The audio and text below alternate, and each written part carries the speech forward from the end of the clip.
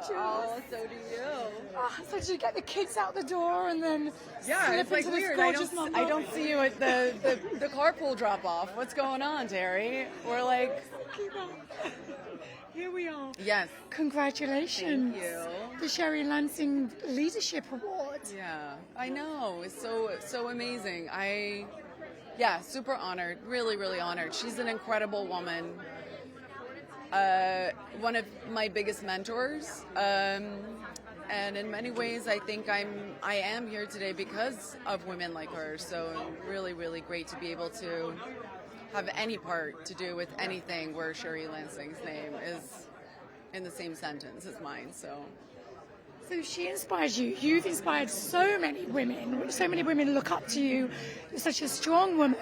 Who inspired you growing up? And what would you say was the best piece of advice you got from somebody in the industry?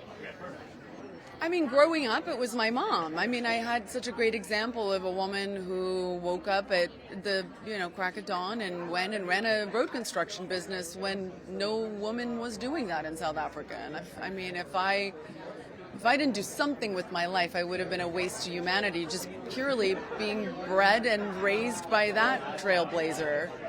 The best advice, I'm thinking like it's always women like Fran McDormand who are just blunt and direct and just look at you and say, don't take any No, I mean it, don't take any it's like those women have always, I guess, energized me in a way to not take any And you don't. Oh, Fran would come after me if I did.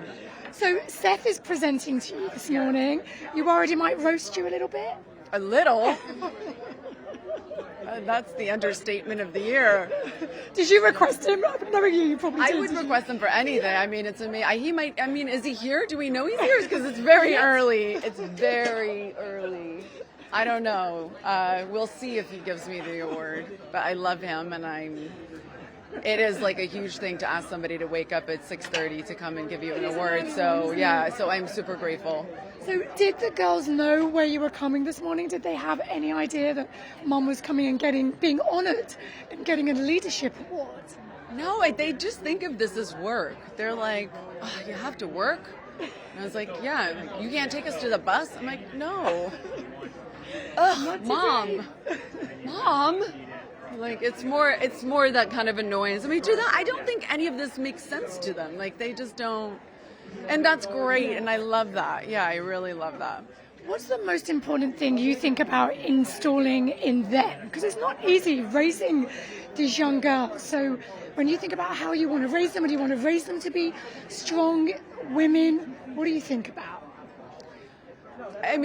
Something that comes to mind right now is over the summer I was shooting a film in Rome, and they were with me, and it was, summer break, and they just kind of didn't want to do anything. And I was like, look, we're in Rome, and you guys are going to have to do a little bit of something.